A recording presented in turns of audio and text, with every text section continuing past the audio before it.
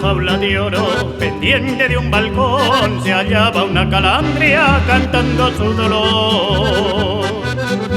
Hasta que un gorrioncillo a su jaula llegó: si usted puede sacarme, con usted yo me voy.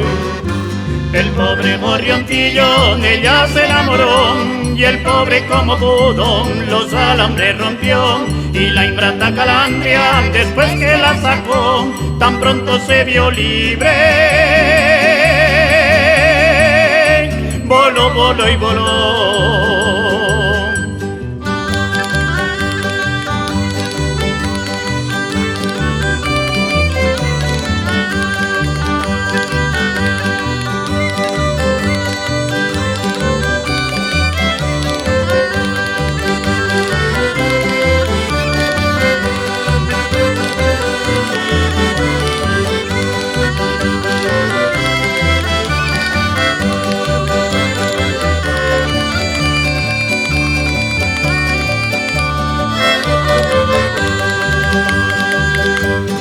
Pobre gorrioncillo todavía la siguió por ver si le cumplía lo que le prometió.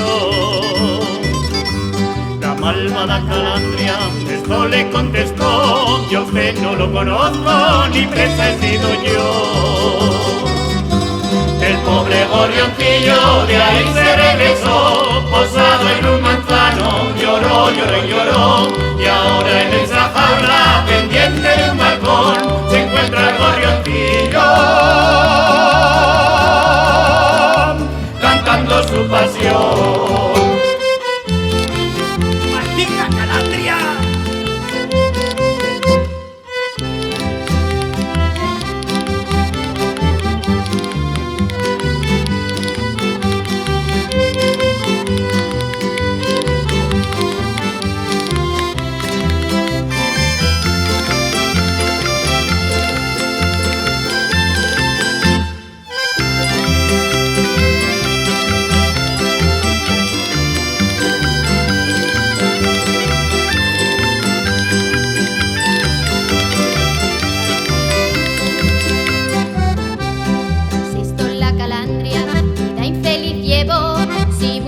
Placeres, solo pena encontró.